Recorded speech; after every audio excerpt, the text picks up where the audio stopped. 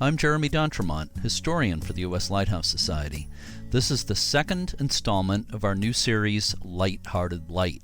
We are presenting shorter, edited versions of some of our favorite podcast interviews from the past 5 years.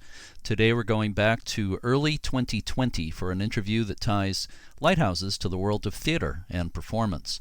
Joseph Smith is a performing artist who researches, writes, and performs living history. He has written and performed a portrayal of Augustin Fresnel, the inventor of the Fresnel lens that revolutionized lighthouse lighting. He has performed the program, which is titled Augustin Fresnel Through a New Lens, at the National Lighthouse Museum and many other venues. Joseph has been a theatrical performer based in New York City since 1995.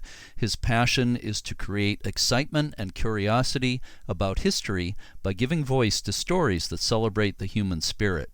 Joseph Smith describes Augustin Fresnel Through a New Lens as the story of one man's fascination with finding the solution to the many questions in the inexhaustible range of science. So let's listen to my conversation with living history performer Joseph Smith now. Thanks so much for spending some time with me today, Joe. I really appreciate it. Well, thank you, Jeremy. It's an honor, a privilege, and I'm so appreciative to be on this podcast. Mostly today we'll be talking about your portrayal of Augustin Fresnel, one of the most important figures in lighthouse history. And by the way, of course, I've seen the performance a couple of times, and it's just fantastic. So that's mainly what we're going to talk about today. But if we could start by talking a little bit about your background as an actor, and I'm just curious, what led you to become an actor in the first place? Is that something you wanted to do from a young age? Well, believe it or not, as a young child, I was very shy. I was the shy, quiet type. And so I actually did not make my theatrical debut until the tender age of 33. I won't say what year that is, because then people start figuring out how old I am. But, and it actually came about through, believe it or not, karaoke. It just so happens that some of my coworkers were playing a gag on someone who they thought they was still there, and they weren't, and so they came rushing over to me and said, would you sing this song, because we don't want to be embarrassed by this person not being there. And so I got up and I sang All Shook Up by Elvis Presley. And so my leg is going a mile a minute. It wasn't part of the act, it was just because I was nervous. But after I sang the song, I just got this incredible applause. Yeah. And I said, all right, I've done my good deed, let me go. And the guy who's running the karaoke says, oh, no, sing the next song. And I look at him saying, well, I hope I know the next song. So I did Blue Suede Shoes, and then the next week I had 16 people down from work to hear me sing. And so from there, someone who knew me from the karaoke circuit, because I caught the bug and I was going around singing for 2 years, and she was part of a church that had a theater company. And so she had an opening for the role of Eddie Ryan in Funny Girl. And she asked me if I was interested in doing it. And I said, sure, why not? And Jeremy, I can't tell you, once I hit the stage, I was like a fish in water. I was so comfortable on stage. And the only time I was nervous was off stage doing a costume change, because I was concerned that I wasn't going to get back on stage in time for the scene.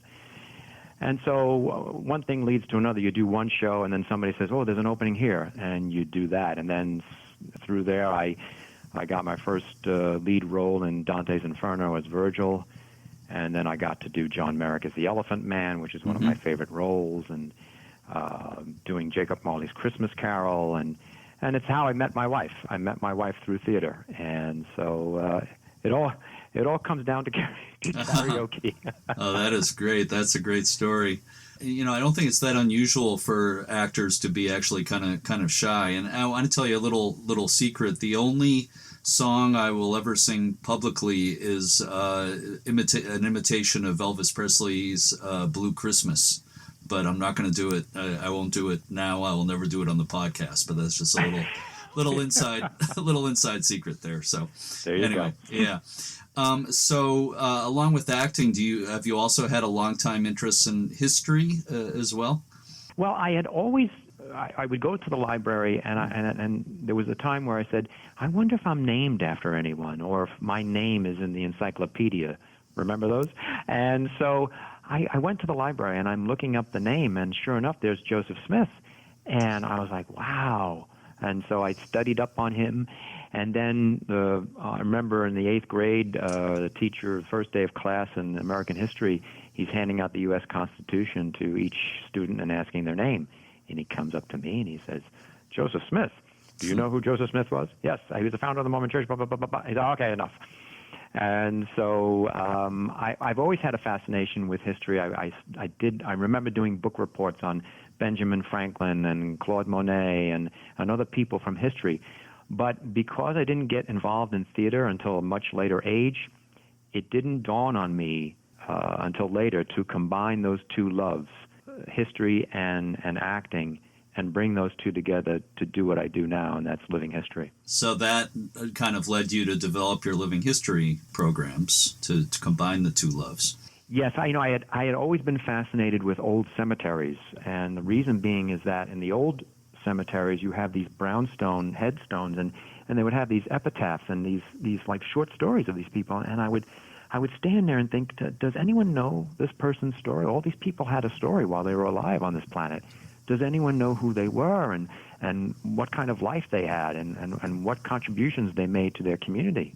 And so that led me to getting involved in an organization that rehabilitates cemeteries, Friends of Abandoned Cemeteries on Staten Island. And I decided that, there were people out there who, while they were alive, they made an impact, but because of the passage of time, their stories have been forgotten. The one time I did a program on site at a cemetery portraying Calvin Decker Van Name, who was the 3rd borough president of Staten Island, and my wife was there seeing it, and she says, right afterwards, she said, you need to do this.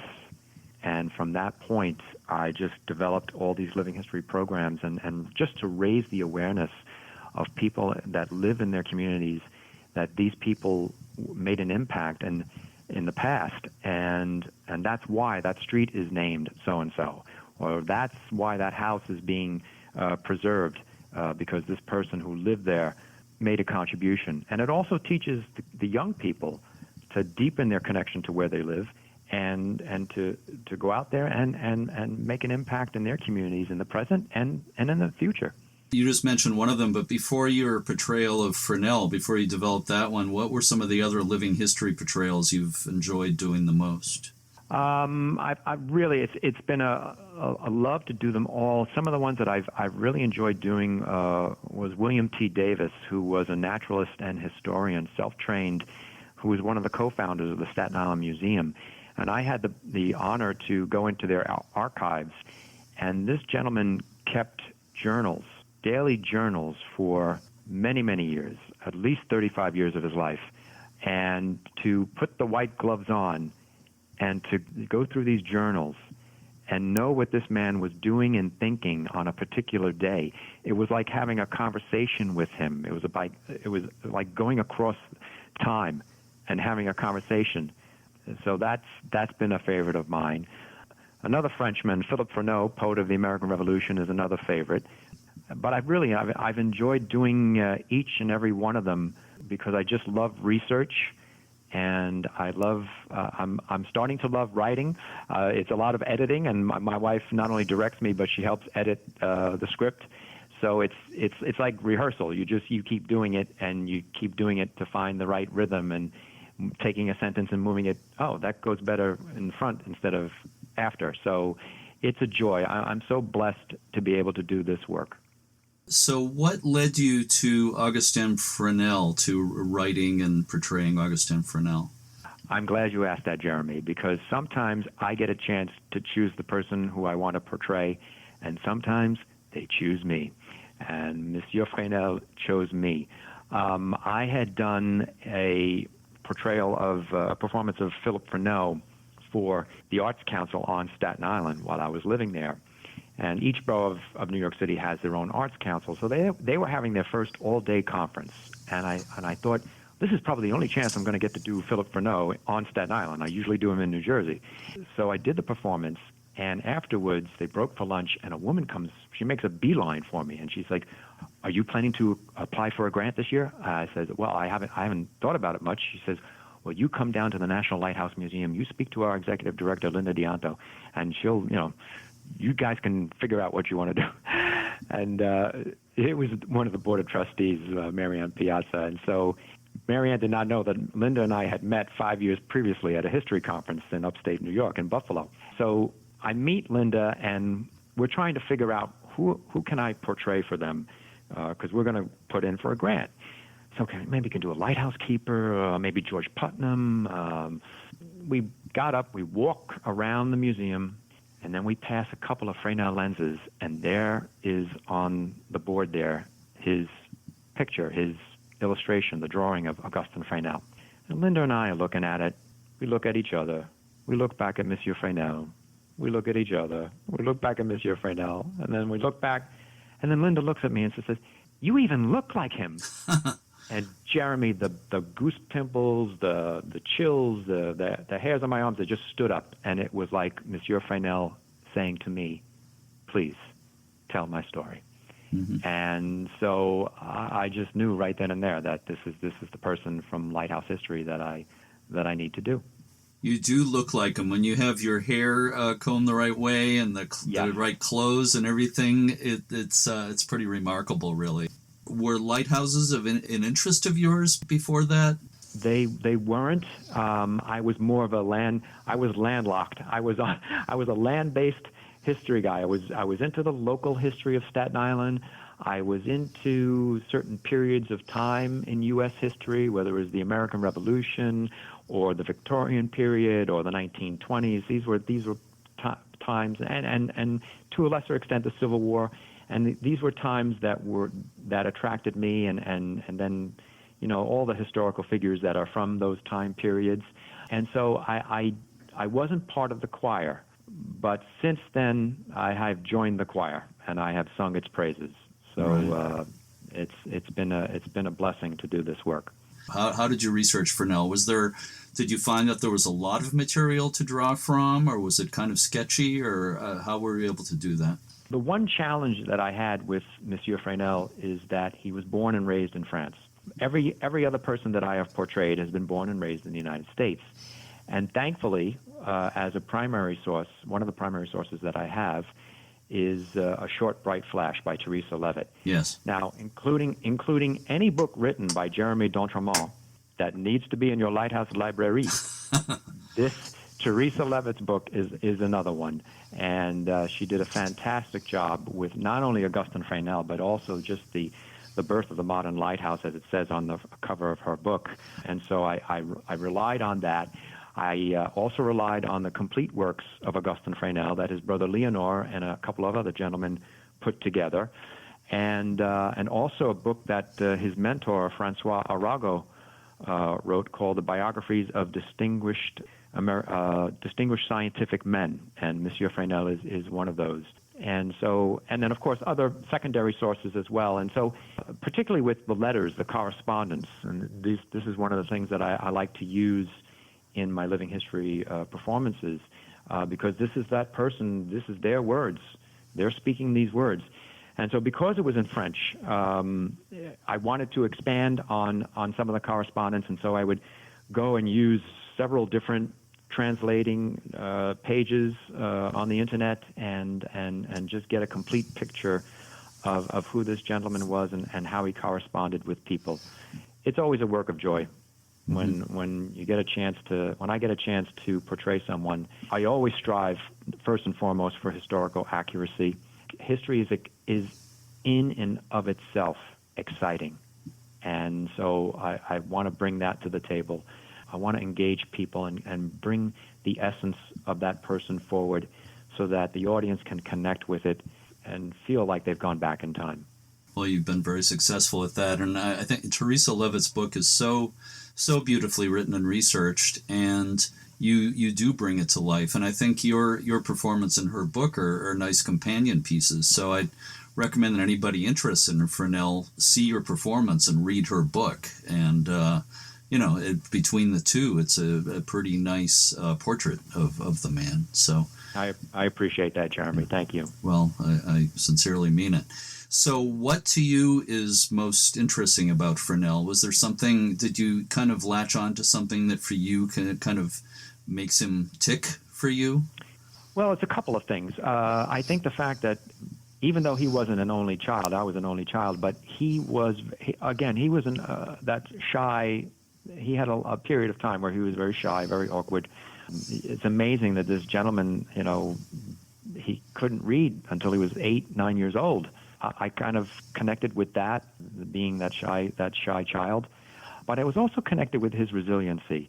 He battled poor health throughout most of his life and eventually passed due to consumption, as we know it here in the U.S. It's tuberculosis, at the very young age of 39. I was very struck by his resiliency and not giving up. And I see that resiliency every day in the Lighthouse community.